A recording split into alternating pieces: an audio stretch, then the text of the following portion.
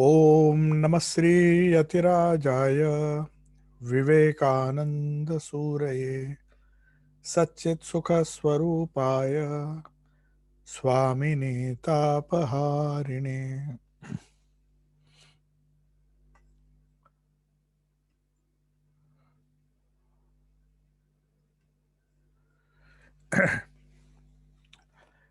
We were discussing the 16th sutra, Tatparam Purusha Khyate Gunavaitrishnam.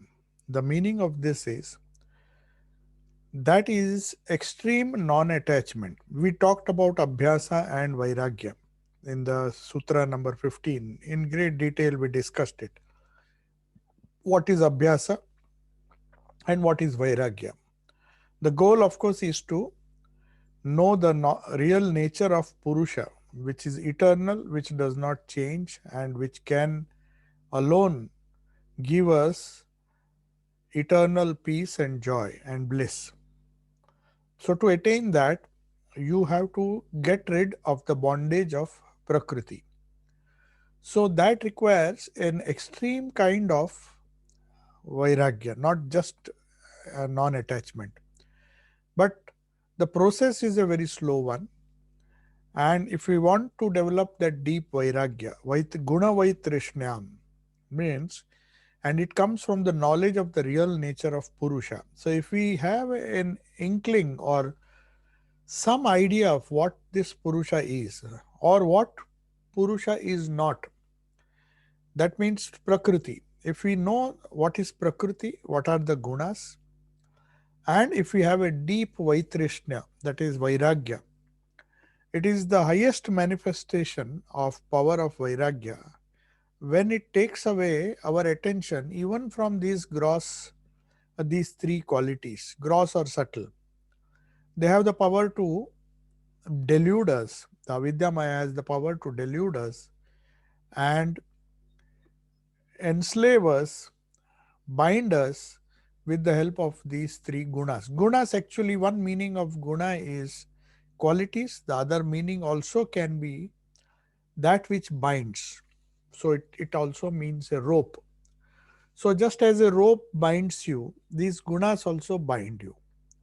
So we have to first understand what this Purusha or the real self is and what these gunas are, what are the qualities. So Tatparam means greater than that, greater than Abhyasa and Vairagya, is the Purusha Khyate, the knowledge of Purusha. Khyati means knowledge or vritti. Actually, when a vritti comes, along with that knowledge comes.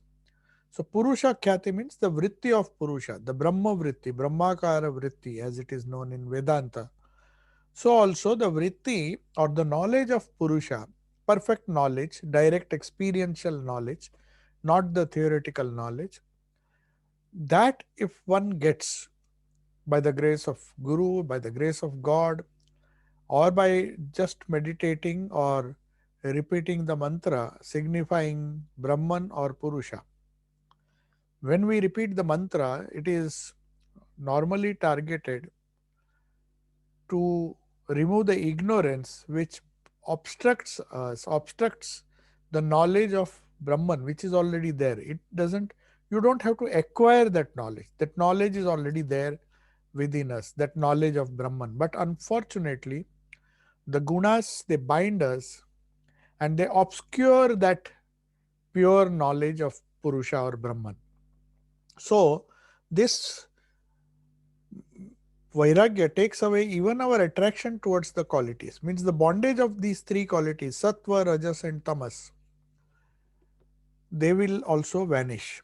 If you know that parable of Sri Ramakrishna, where he used to say, give an example of three robbers. How do these robbers rob us? Three types of robbers. Sri Ramakrishna gave a wonderful, uh, explained it through a wonderful story, a wonderful parable. He says, Sattva, Rajas, and Tamas, they are binding factors. They bind the human soul and do not allow it to have a vision or direct experience of Purusha, the real self. So the whole of nature, Prakriti, consists of these three qualities or forces. So Thakur used to give an example. Sri Ram Krishna used to give a wonderful example. Ki Sattva, Rajas and Tamas, all the three binds you. But the nature of that bondage is slightly different. If Tamas is predominant in you, the bondage is somewhat different. It is more gross, more worldly. If the bondage is Rajas, no doubt you are worldly, but it is not as gross as Tamas. Sattva or Rajas binds you in a slightly different way. And maybe if you are just bound with Sattva, then the bondage is the weakest that will allow you to escape. So Thakur, to explain this, how does Rajas, how does Tamas, how does Rajas, and how does Sattva bind? All the three are compared to robbers. So there's a story, a rich merchant was passing through a forest, and these three robbers who were represented by Tamas, Rajas and Sattva, they all came and caught this merchant and asked him to give all the wealth. So he had no other option. They were very strong. These three robbers or thieves were very strong. So he gave away everything and he said, just spare my life, please don't kill me. But the tamasic person, it is tamas represents darkness. The intellect is totally clouded. You don't know what to do, what not to do. You don't even have confusion. You're totally confused. Even if you have some doubts, it is okay. It is like rajasic person has doubt, but tamasic person is so much ignorant, for full of darkness or inactivity. So in the physical world, wherever you see total darkness or inertness or inactivity, it is tamas. Attraction or repulsion, strong likes, strong dislikes, if it is there in any person or anything in nature, then it is rajasic. And the equilibrium of the two, where you are not bothered by strong attractions or repulsions, you are very calm, quiet, like a sthita prajna, your consciousness is not disturbed, then it is tamas. So everything in this nature, they are not fully tamasic or fully rajasic or fully sattvic. Nature has been divided into various categories because of these combinations and permutations and recombinations in a gross way, in a subtle way. Even the mind can be tamasic, mind can be rajasic, mind can be sattvic. So to come back to the example which Sri Ramakrishna used to say, three robbers decide to rob this merchant, and he gives away all his wealth and says, please spare me, don't kill me. But the nature of tamas, the robber who was tamasic, said, see, we have got what we want. Now this person will go and report to the police. So let us just kill him and finish him off. So that robber was tamasic. Then Sri Ramakrishna says one of the robbers was very strong. He differed. He had a little discrimination. So he was rajasic. He said, no, no, no, no, don't kill this person. Anyway, we will be gone by the time the police come. So what we'll do is we will to the tie him with a rope so that he cannot escape. We'll tie him to a tree with the rope and then we will go. We have looted him, we have got what we wanted. Now why should we kill him? Let us not kill him. So that was the Rajasic person. And the third one was Sattvic. So after all the three had gone for a little while, then they had traveled a little distance. Then the Sattvic thief, he was a thief, no doubt, and he thought, now we have bound this person. Now this forest is full of wild animals. So as night approaches, some tiger or somebody may come, or some other animal may come and kill him. Let us give him a chance to escape. So he goes back running all the way and he tells his friends, I'll come. So he goes back and loosens the rope and says, now you go wherever you want. And then the Sattvic thief also escapes. He knows that this person uh, will have at least that much gratitude that he will, and he may not even complain to the police. By that time, we will be gone. They were very confident to escape. So, sattva, tamas, rajas, and sattva are like these three robbers. They bind in different ways. Tamas binds you in such a way that there is no escape, or maybe there is total death. So, if a person is too much worldly, too much of tamas is there, then there is no hope for him. Death and destruction only can be the end of that person. So, when he dies just as any animal or plant would die. There's no question of discrimination between good and bad. But a Rajasic person, he is the one who bound him, but at least kept him alive. He did not kill him. Whereas Sattva or Vidyamaya teaches you how to free yourself from the clutches of the gunas. The first tamas will totally kill you. It will bind you so much to this world. So now, what do you mean by bondage? What is the bondage? These three robbers are like three people or three different types of thieves who are binding us. What is the nature of bondage?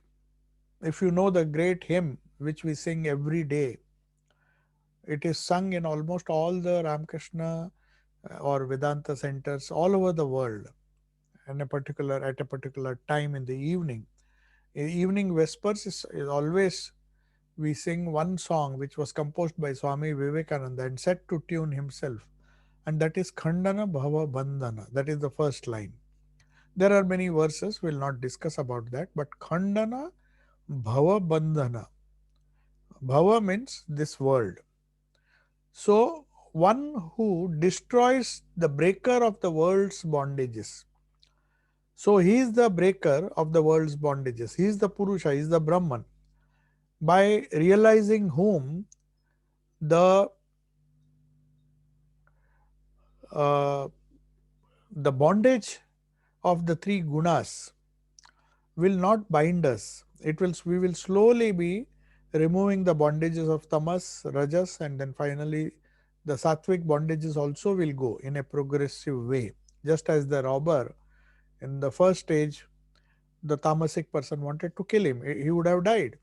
But fortunately, a little bit of rajas was also there. So if you have a decent combination of tamas, rajas, and sattva in equal proportions, then there is some hope. Because the other fellow, the Rajasic robber, bound him, but bound him to a tree, did not kill him, at least saved him. But the last one, Sattvic robber, was the one who actually op- released him and said, now you are free, you can go. So Sattva can free us, it can remove the bondages, but it cannot free us. It will free us only when you have the vision of Purusha. So this Vaitrishnam, the 16th verse says, extreme non-attachment. Means we have to get rid of tamas, the bondage of tamas, bondage of rajas, and bondage of sattva. When all the three bondages go, then we can say the first line of the hymn, Khandana Bhava Bandhana. Bhava Bandhana has totally been destroyed. And that is possible only by the vision of the Purusha or the Brahman, who, in our case, if those who meditate on Sri Ramakrishna or any deity for that matter, we have to meditate on that deity, Krishna, Rama, Ramakrishna, Buddha, any deity. A Vedantin will ask you, or Patanjali's followers will tell you, you have to meditate on the Supreme Purusha, the one who never changes, who never cannot be killed, just like the Brahman. All the pure consciousness cannot be destroyed, like the gunas of Prakriti. The bondage can be cut of the gunas. So, Khandana Bhava Bandhana. So, what is Bandhana? What is bondage? In our life, what do you mean by bondage? That is to be understood properly. Now, to understand what this bandhana is, that lack of knowledge of Purusha, according to Swamiji, the aphorism, being control of objects or nature, the control of objects or nature or not allowing them to bind you is the secret of attaining to samadhi, which will come in the 17th verse. But before that, we'll try to understand what is the nature of this bondage and how to get rid of this bondage. And what is this extreme non-attachment? Vishaya Guna Vaitrishna. What is the Guna Vaitrishna? Means the extreme desire to get rid of this bondage.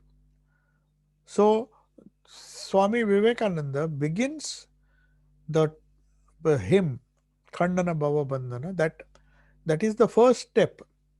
Otherwise, we go back to square one if we don't follow, don't understand this concept. That's why he's right from the beginning.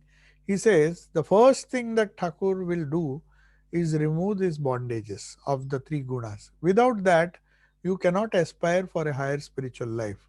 That is what is mentioned in the 17th verse. Vitarka Vichara Ananda Asmita uh, Anugamat Sampragnata. That concentration or right knowledge is that which is followed by reasoning, Vitarka, reasoning, discrimination, Vichara, Ananda, Asmita, and unqualified egoism. Anugamat. Anugamat means by following. This is the 7th verse. But reasoning for what? Discrimination between what? That is to get rid of the bondage. So before we start 17th verse, we have to discuss what this bondage is. So bondage is, you see, all the knowledge, right knowledge of Brahman is obstructed by these three gunas, because these gunas are wrapping us or clouding our vision so much that we see the Prakriti and the gunas. So how to get rid of that? So there are many, the question of bondage, when you say we have to have purity to get spiritual vision, what is this purity? What is the argument for purity? When you say purity is necessary, purity means the mixture of our personality with these gunas makes it impure. If there is more tamas, the more impure you are. The less tamas, more rajas, the greater the purity. But if you are full of sattva, if you go on reducing the bondages of slowly, the first robber, the second robber, and finally you are freed by the sattva. So as your purity increases, indirectly your bondages also decreases. So it is the converse and reverse is true. If the bondages decrease, then purity increases. If purity increases, the bondage decreases. So purity and impurity, it's not just following moral values. How much you are bound by tamas, the more you are bound, the more impure you are. So the more gross you are, the more worldly one is. So when Sri Ramakrishna says Khandana Bhava Bandhana, when we want to remove the bondage, what are the different types of bondages which we have to remove? There are so many bondages.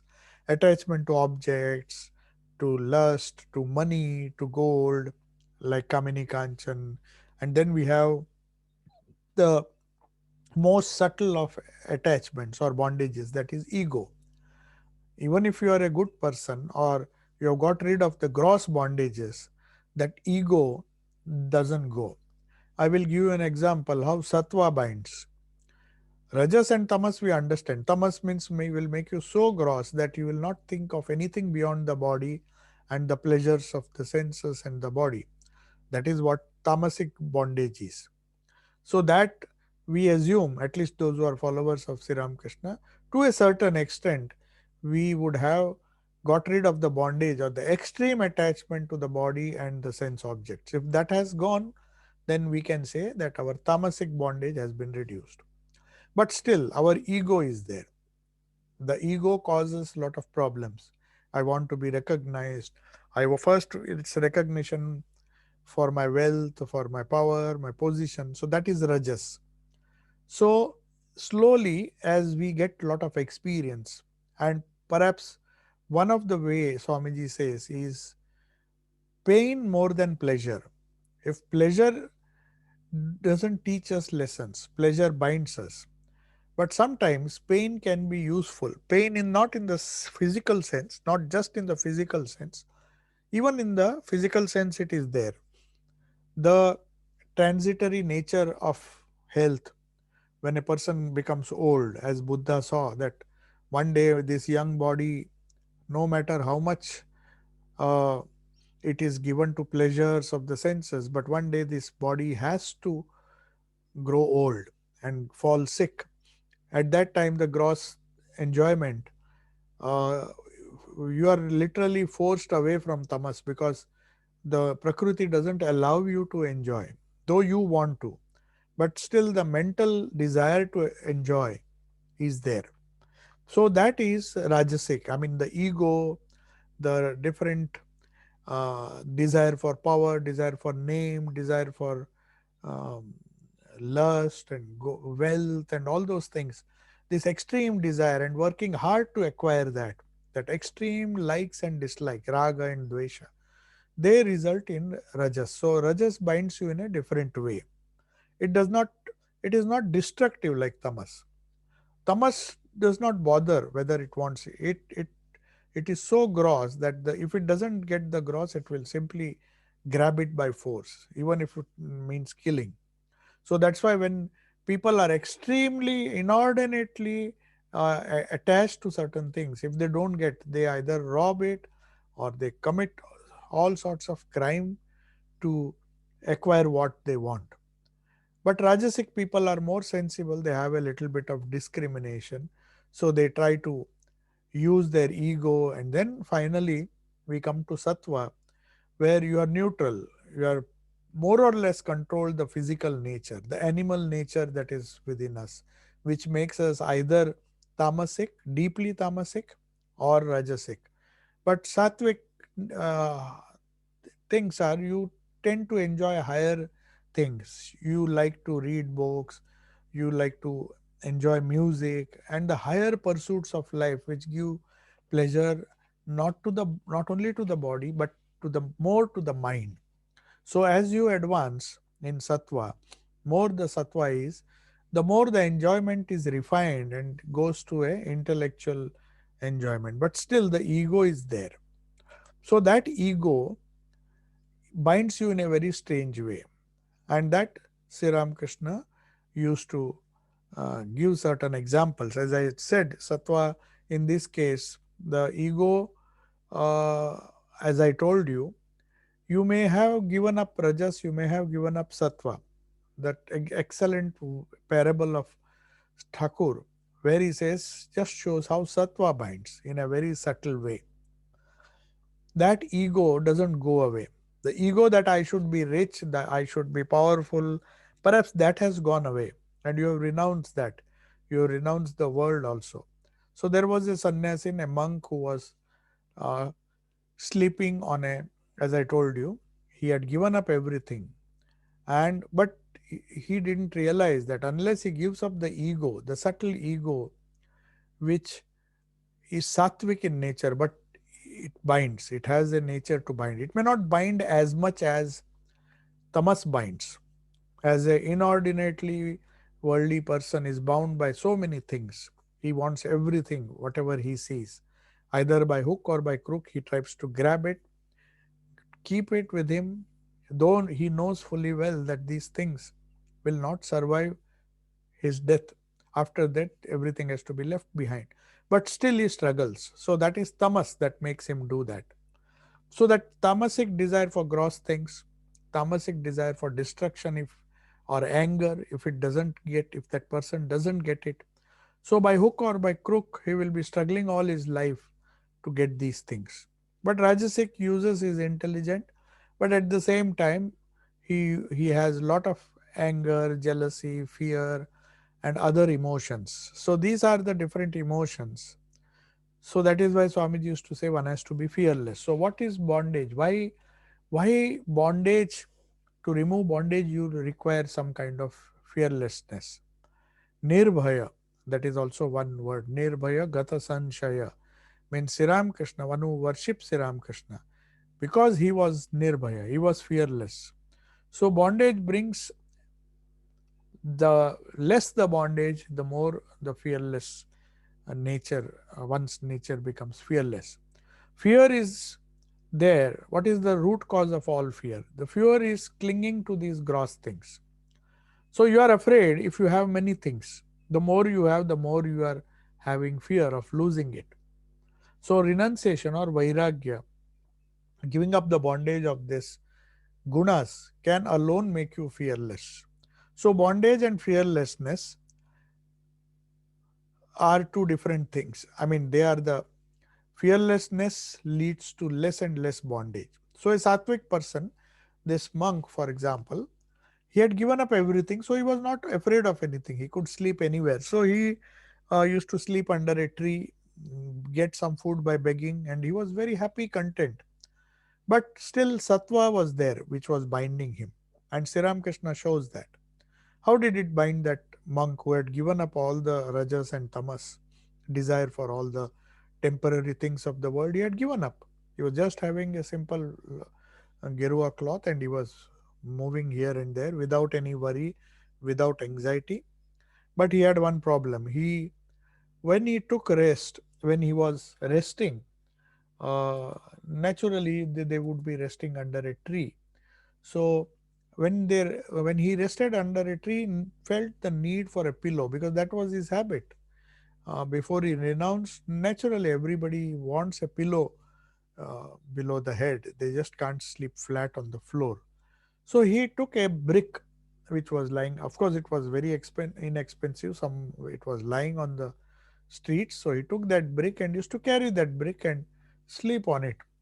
So one day, a group of people who were very worldly people naturally, but such people are always jealous of people who are free. They don't like to. They wish that other people are also bound like them. So if I am in the world, you also should be in the world. You join my group. That's why Thakur used to make fun that one hemp smoker wants the other person to smoke hemp with him. Then he becomes a good friend. If somebody says, I don't smoke, then he will hate him because you don't belong to my group. So also these worldly persons were going and they were full of jealousy. They did not like these monks. So he was sleeping very peacefully. No doubt they knew from the heart of, in the heart of their hearts, they knew that this person is sleeping without any worry, without anxiety, how calm. But still, they wanted to criticize him. They just wanted to show that what we are doing is the right thing. We are running after money, we are running after gold, we are running after women. That's nothing wrong. That is the way of the world. And that is what the majority of people do. And why this fool who doesn't know anything? But they could not find any fault. But they saw and they commented on his, see, this person, he has given up everything and he claims that he is a monk, but he cannot give up his brick. The brick he wants. So little of luxury still there. That is how the world evaluates good people or pure people. That is unfortunate state of things, the state of mind of most of the people. If you do 99 good things and one bad thing, they will just see at the bad thing. They will always point out. That's the trend everywhere. Whether you see the news and the newspapers and all, there's so many good things going on in the world. Nobody bothers about reporting that or telling those good things. If a person has done 100 99 good things and one bad thing, they will highlight that bad as if that person is bad because of that one bad quality. So all these worldly people, they said, see, he still cannot give up the luxury. But that should not have disturbed the monk. If he was not bound by sattva, he would not have been disturbed. He would have just said, these people are ignorant. Anyway, I should not get upset because of their comments. But that monk got terribly angry and he started shouting at them.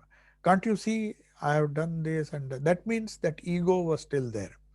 So that ego was binding him. Until that ego goes, he cannot perhaps realize Brahman. So extreme vairagya in this case is extreme Even the bondage to the sattvic guna has to be given up.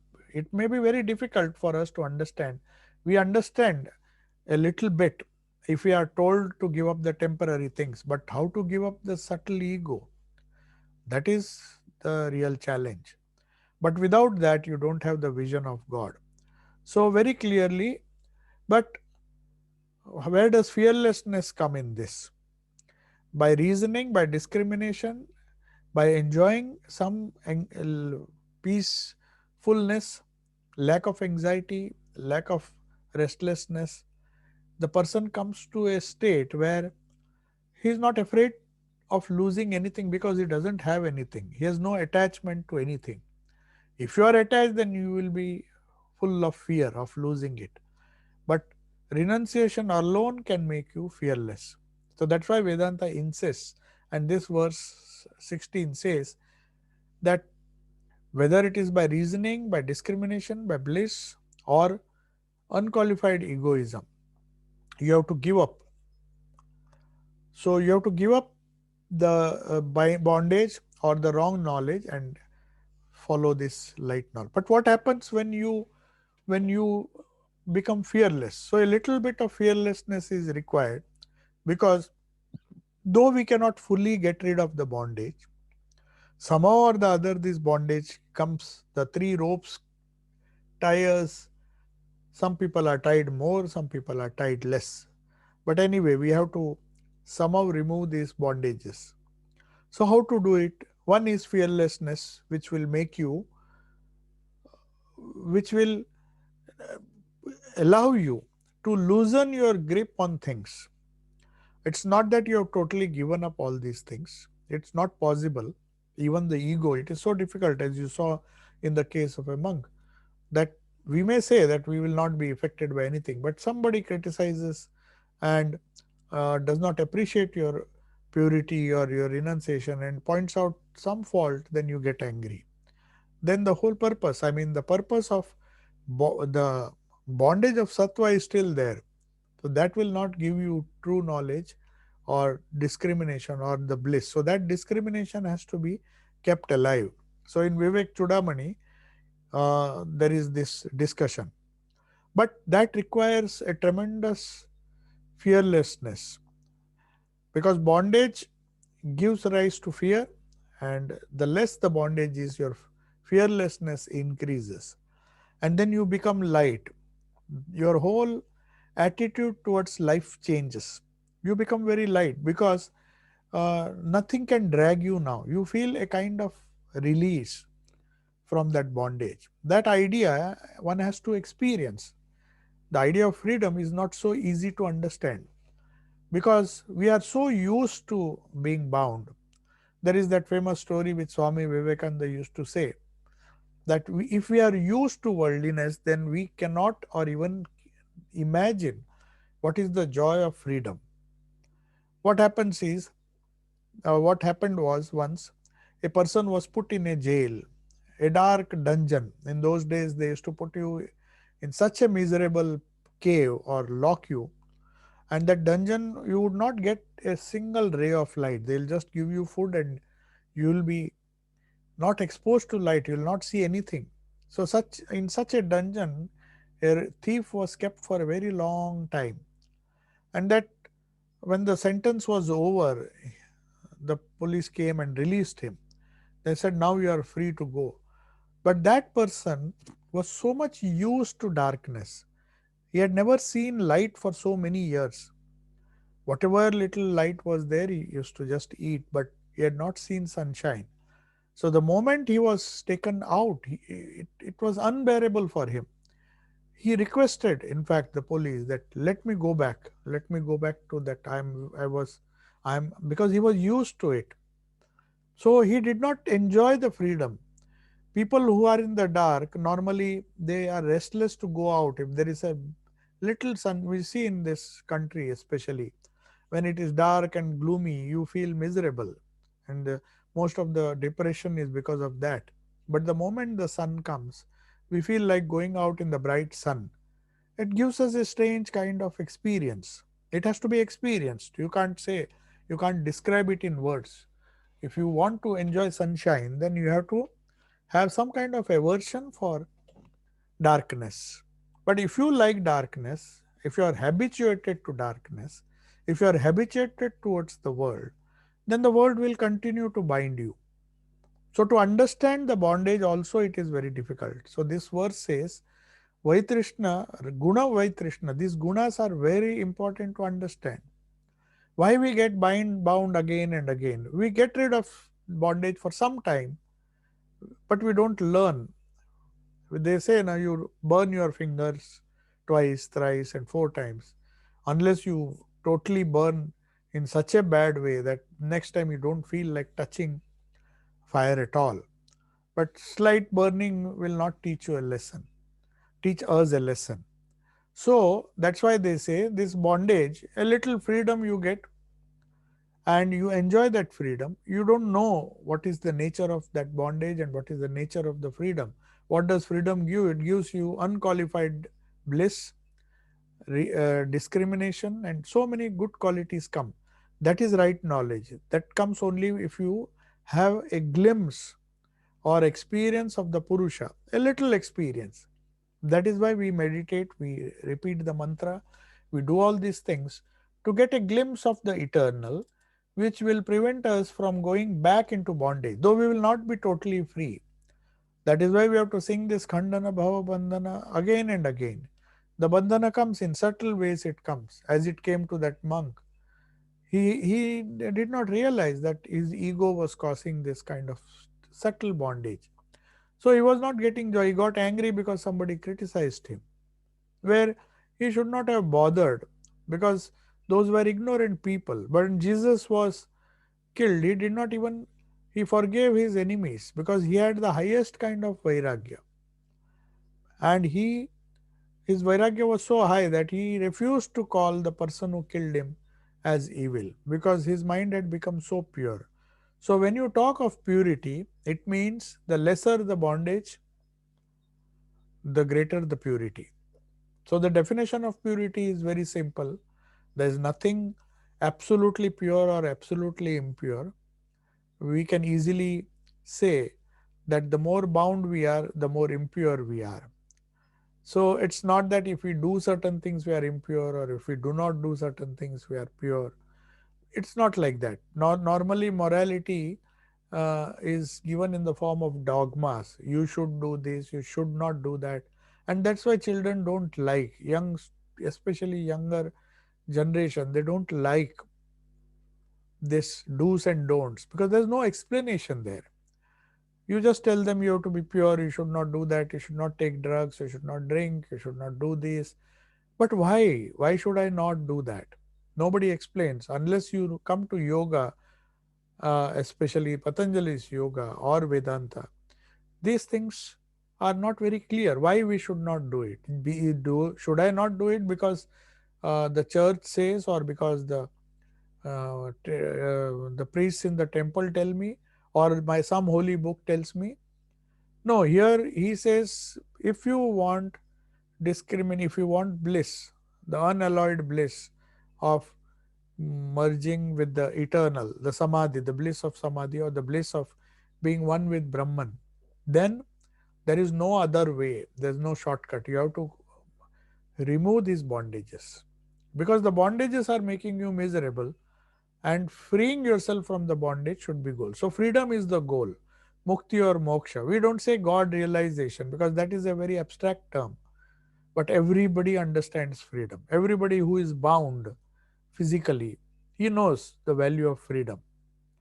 So there very little of freedom. Why do children when they come home from school, because they find the lessons or something which they do in school as a punishment. If they consider it to be a bondage, the moment they come out, they think they are free. They just, that's a very crude idea of freedom we have, but the real freedom is freedom from these gunas. That's what uh, Swamiji explains here, that the right Vaitrishnam, Guna Vaitrishnam, the freedom from gunas is the real, that is the crux of all the essence of the bondage, the deeper bondage that we have to get rid of. Gross bondage, it really doesn't matter. For example, Janaka had a whole palace, he was living with everything. But it's not the question of possessing those things or not possessing it. His ego, he said the whole of Mithila, if it is burned to ashes, it won't cause a single ripple in my mind, because his mind was far above. He had realized the Purusha, he had the knowledge of this, where that Khyati, which we discussed in the 16th verse, that Purusha Khyati. Purusha Khyati means the vision of Purusha. That is what we attain when we experience the result of our sadhana, the Brahman that we try to meditate, the Thakur that we try to meditate, the Krishna that we try to meditate. The same thing is Purusha or Brahman in the language of yoga or Vedanta. So that pure consciousness which gives eternal bliss should be the goal of life, and that comes only when you are free from this bondage. So freedom, the to understand the concept of freedom, you have to understand the concept of bondage. And to understand the concept of bondage, which is very, very closely connected to the idea of purity and impurity. Purity and impurity are not just dogmas. We have to remember that. So we make so much of fuss and then fail to explain to young people why they should be pure. We just say you have to be pure, you have to be good, you have to have good values. But why? Is there any reason? So that discrimination or that knowledge, vitarka, in the 17th verse he says, you get vitarka, vichara, ananda, asmita, anugamat. By following these four things, vitarka, by reasoning, trying to reason, trying to ask the why of everything. Just because others are doing, should I do it? No, I will just wait. I will think. There are so many things people have done and they have not got what they claim, the results which they claimed they would get. They are not getting it. They thought wealth will give them peace, but we find a lot of people. So that reasoning makes us imperative. It makes it imperative for us to try to find out, does wealth, just mere possessing wealth, really make us happy? So that is what reasoning is all about. So possessing these objects or attachment to objects, does it make us happy or does it make us miserable? Does it make us fearful? And fear results in misery. So the idea of bondage, idea of purity, idea of uh, attachment, idea of vairagya, and all those things are interwoven. They are closely linked. So in one sentence, Thakur Swamiji says, Khandana Bhava Bandhana. We sing this song every day. What do you mean by Khandana? What do you mean by bondage? Why is bondage harmful? What does bondage do to us? The simple thing is it restricts our freedom. And no animal, no plant, any creature, you try to bind it, it will yearn for freedom. Even good bondage. If somebody forces certain things on you, you don't like it, you want to be free. But you don't know how to be free. You think freedom of the senses will give you freedom, but actually it leads to bondage. Freedom from the senses is what gives you real freedom, because you become uh, one with Brahman, which gives you real freedom. Because the nature of Purusha is freedom. And the more pure you become, the less the bondage, the more you experience this freedom, the more you experience, the more your discrimination increases, and in that proportion the bliss also increases. And what you call is Sat, Chit and Ananda, the idea of eternal existence. You don't fear because you are eternally existent. You don't fear. The grosser you are, the more you fear. You fear losing wealth, you fear losing this, that, all the possessions. Then you fear losing the body, which is still gross. Then you fear being insulted, or somebody ridiculing you, or somebody being jealous of you. troubling you, giving you mental torture. That is a subtle kind of fear. And then, of course, losing the identity, the asmita, that you feel that your individuality will be lost when you lose the body. That is another higher kind of sattvic fear. So that clinging to life, raga, dvesha, abhinivesha. Raga means attachment to things, the things which you like. So when you like certain things, you try to hoard it, keep it, and you feel terribly anxious if some of these things are taken away because you are attached to that. But there are so many difficult things which you don't want, but they are forced upon you. That is dvesha. So bondage is just raga and dvesha. Raga means you have very carefully and with lot of efforts gathered certain things which you think will give you pleasure, and you accumulate those things. But along with that, you get a fear that you will lose. If you lose those things, what will happen? If you have a good health, if you have worked very hard to make your body strong, and then you find that suppose something happens, suppose I get this disease or that disease. So that fear never goes because we are placing our hopes on the gross, which by very nature is temporary. So also the other things of the senses. So freedom from the senses is what we should aspire. When you become free from the senses, then the mind tries to bind you in a different level. Then you have to get rid of the ego and all those things, get rid of that bondage, and then what remains is the pure bliss of eternal existence, of a feeling that you will ever exist, Sat. You will ever be full of knowledge, the bright knowledge which removes all confusion, removes all depression, removes all kinds of wrong knowledge or bondage to imaginary or real. They can be, sometimes the bondage can be imaginary also. It's not necessary that bondage can be, has to be real. For example, when you see a rope in the dark, and keep on, you see it in a distance and then don't go near thinking that it is a snake. So the object is just a rope, but the imaginary fear which has come due to ignorance is a subtle fear. It's not nothing gross. You have not actually seen a snake. You have superimposed the thoughts of a snake, have been superimposed on the rope, and that imaginary object or imaginary visualization is giving you a lot of imaginary fear.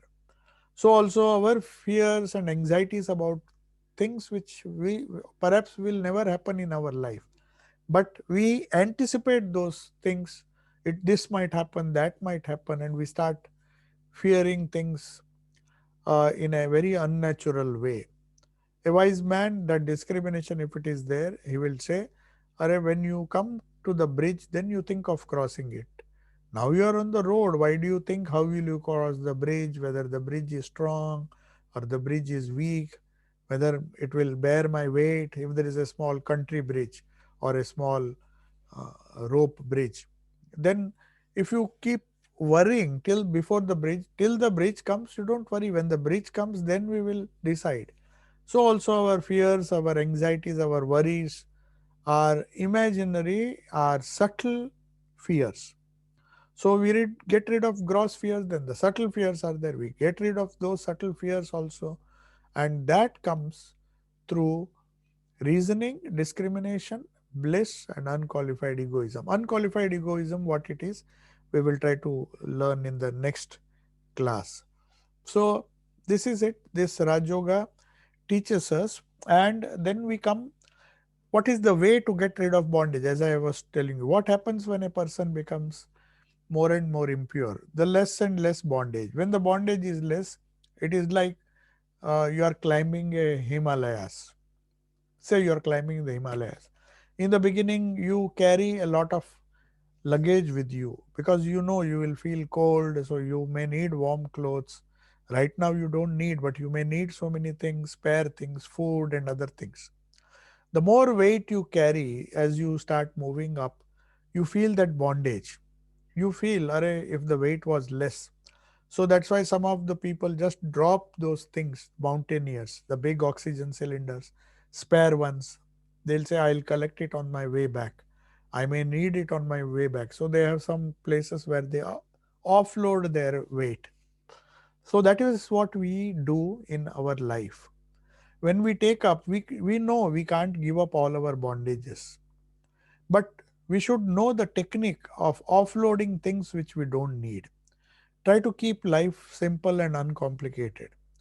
If we if our needs are really, if we see among all our possessions, the real things which we need are very few. All the rest is bondage. So offloading these things is purity. What do you mean by purity? You just offload things which you really don't need.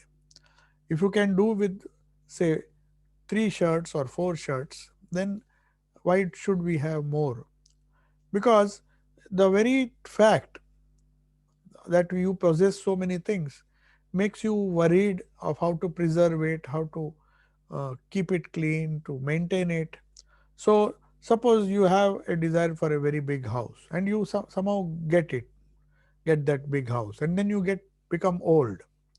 Then you realize the effort it takes, the money you have to spend on maintaining these things, these big houses. You might have, because you will be living, especially as you get older, your movement is restricted. You cannot enjoy a big palace actually.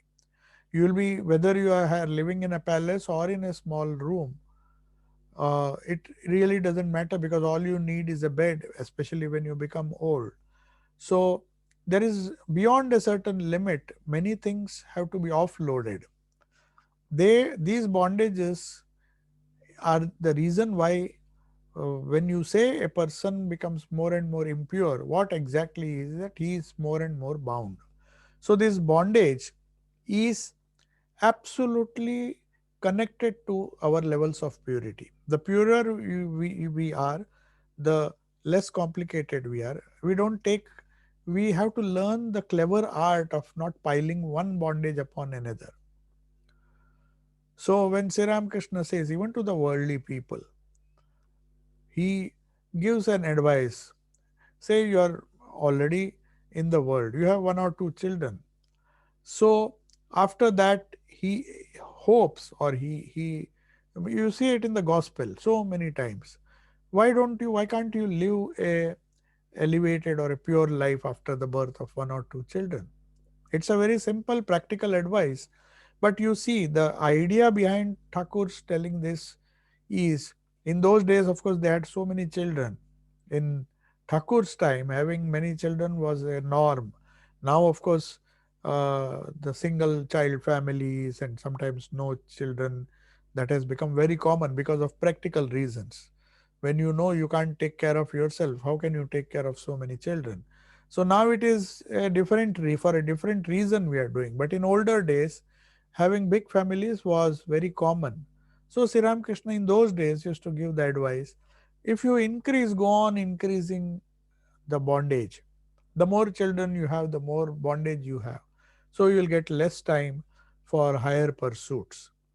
So shedding of the bondage, the existing bondage if it is already there, and not increasing the bondage. These are the two things which have to go simultaneously. That is what reasoning and discrimination does. So it's not just enough if we concentrate or if we do meditation and all. Abhyasa is necessary, but Vairagya also is necessary. They go hand in hand. And what we mean by purity is reducing the bondages. So the less complicated you are, the more uncomplicated you are, the more simple you are. I read a beautiful quotation of Dr. APJ Abdul Kalam. I just somebody sent it to me. I liked it so much that uh, yeah, he was saying,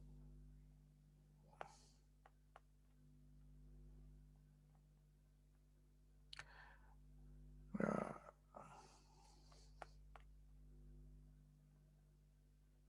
yeah, this is a beautiful quote. I'll end with this. Luxury and lies have huge maintenance costs. See, he was an engineer, so he will speak in terms of maintenance cost. He says luxury and lies, the lies which we tell, because if you tell one lie, then you have to go on lying. So luxury and lies have huge maintenance costs. Truth and simplicity are self-maintained without any cost. So to be simple, the cost is less. There's no maintenance cost. But the more luxury we have, the more we deal in lies to for reasons which we think will help us to accumulate more things. They have a huge maintenance cost, according to uh, Dr. APJ Abdul Kalam, whose own life was an excellent example. How he lived a simple life of high thinking, though he was uh, Vedanta or other things, he was very well read, but perhaps that was not the only goal of his life. But he at least understood the predicament of having piling more and more bondage upon ourselves and losing whatever little freedom we have. So, bondage, purity, impurity, these are all synonyms. So, when you say you are pure, that means you are simple, you are uncomplicated, and you have less bondage. You are more sattvic. So, that is the idea. So, these are the fundamental things which we have to remember. So, I'll just go to the questions if there are a few questions. Yes. So there is one question, I will discuss that. What practical steps we can take to free ourselves from our gunas? So the practical steps are very simple. As Sri Ramakrishna said, that you have to, the solution to all the problems are the same. As Sri Ramakrishna was never tired of repeating. First is repetition of the holy name, Nama Guna Gana Kirtan, or singing the holy names, having holy company. Then that is possible only if there is holy company, which inspires you to do it again and again. We forget. It is very natural because the gross is so attractive. The gunas are so attractive. Prakriti has been created in that way. Now and then we fall into the trap. So these three gunas, they are like real ropes. Guna, one of the meaning, as I told you in Sanskrit, guna means rope. So there are three gunas. That is, you have to become three gunatita. Means the three gunas, the three gunas, sattva, rajas, and tamas, bind you in various ways. So to get rid of that bondage is the only way. So how to do it? First is repetition of the holy name, which takes you towards the Purusha and loosens the hold of the gunas. Satsang also will help you. Nirjan Vas, as I told you. You don't accumulate fresh bondages. Nirjan Vas, it has a negative role in our life. It's not a positive way. Positive is to Abhyasa. But Nirjan Vas helps us in one way. It does not add further bondage. When you are in solitude, when you are left to yourself, you are not you do not have to bear the burden of 10 people who are always clamoring and for attention and then doing this, doing that. You just feel sometimes when you are pulled on all sides, when you feel the bondage terrible, you just want to get out of that, go to a quiet place. That happens when you really feel the heat of the bondage. When you realize these bondages are detrimental, then so these are the practical steps. Go to solitude now and then. If you have solitude as a for a major portion of the day, then it is very good. You don't have to go and create or just solitude is not enough. What you do in that solitude, that's why Nama Guna Gana Kirtana or Abhyasa is necessary. And then, as Thakur used to say, a holy company or satsang. And then finally, Nitya Nitya Vastu Vivek. This is a very practical step. Try to find out what are the things that are binding you, making you gross. What are the Rajasic things? I gave you the definition of Rajas, Tamas, and Sattva. So find out what are the tamasic bondages in your life. Very simple, very simple. Tamas means that which makes you inert. I told you how tamas binds, how rajas binds, and how sattva binds. Then you observe how does the ego bind you. Are you getting upset at little things, little remarks made by others?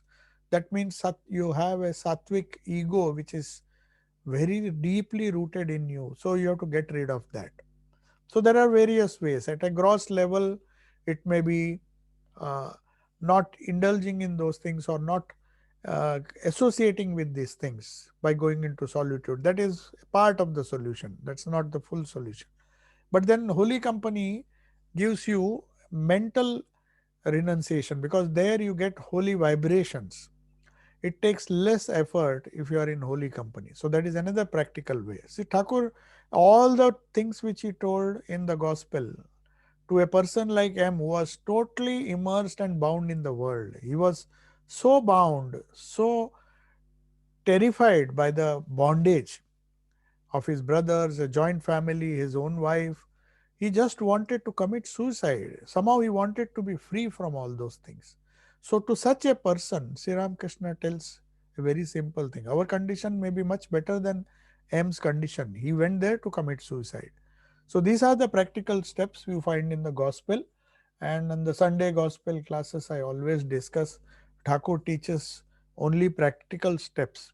Even the stories he tells, even the jokes if you read the gospel, you don't need to study any other scripture. That is the wonderful quality of that book. It contains everything, the solution, the practical steps, everything. What are gunas, how to get rid. And whenever people don't understand, Thakur will give such a wonderful example, like the robber's example.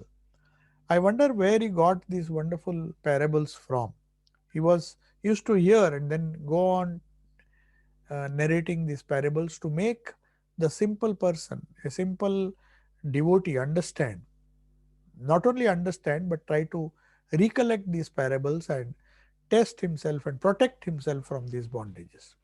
Yeah.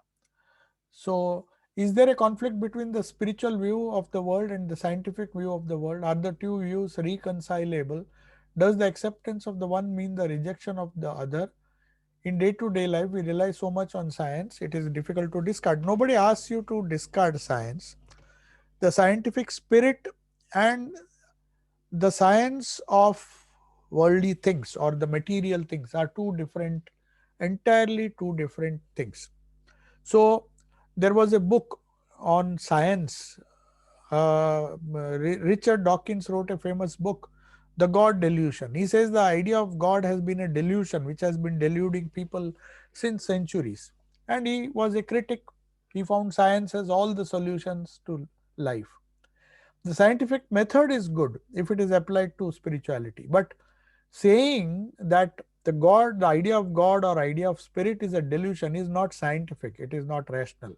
You may swear by science, but you see, and to counter that, that Cambridge famous scientist Rupert Sheldrake wrote another book, The Science Delusion. He says he it was a type of rebuttal. Though he was a scientist, he knew that without exploring the faculty of the mind, the faculty of spirit, what spirit is, what subtle things are, how does the mind work, how does our emotion, somebody has asked how to free our thought from emotions, because we have not studied it as a science. So when you say there is a conflict between the scientific view, there is no conflict as such, as far as the methodology is concerned.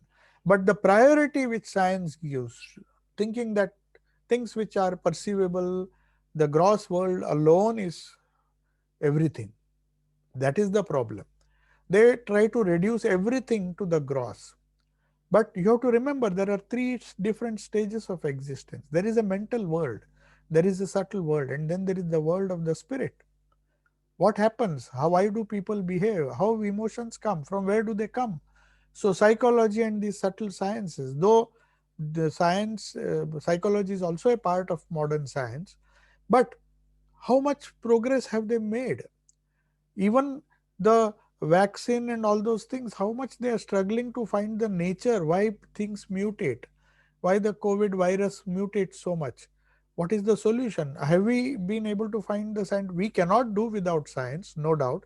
In our day to day life, science is needed, but so also is spirituality and the care of the mind. Otherwise, there will be people committing suicide, there will be accidents. Why is so much suffering?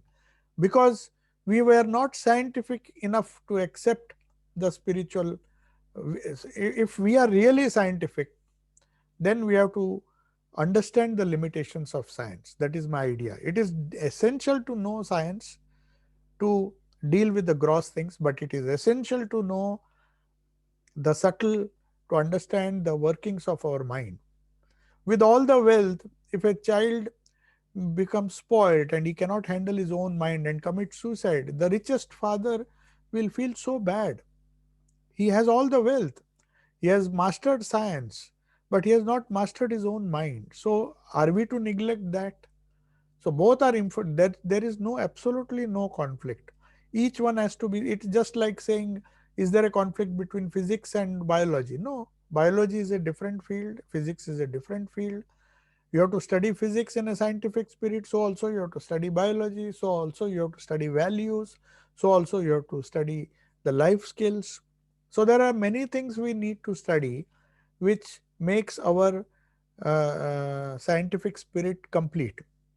It will not do to say that I have mastered only physical sciences and I don't need mental sciences. What is the use of all the wealth of the world if a person, a richest person, finds his son or daughter committing suicide, children committing suicide? Because not because they don't have money or not because they don't have, somehow they are not able to handle their own mind, they are not able to handle their own egos, they are not able to handle their own emotions. So that is also a science, the science of the spirit, the science of the subtle existence. So these things are also important. So there is no conflict as far as the methodology is concerned. So Patanjali is a methodology to or a study of the mental aspects or the subtle aspects of our personality, which leads us to subtler and subtler levels of existence, which in evolution, if we real evolution means the spiritual evolution, not developing a better body. That is physical evolution, but there is mental evolution and then there is spiritual evolution. So when your evolution is complete, that is the right scientific method. So science is incomplete if the if it is restricted to physical sciences alone or business sciences or transactional sciences like earning money. These are skills, no doubt they are necessary, but beyond a certain limit, they can't help you. They can help you for getting certain things, but they can't help you to create a better mind, to create a happy mind, to create peace, to create fulfillment in life. All these things you require another science, and that is how you come to yoga and Patanjali. Thank you. So I will take your leave. Om Shanti Shanti Shanti Harihi Om Tat Sat Sri Ramakrishna Arpanamastu.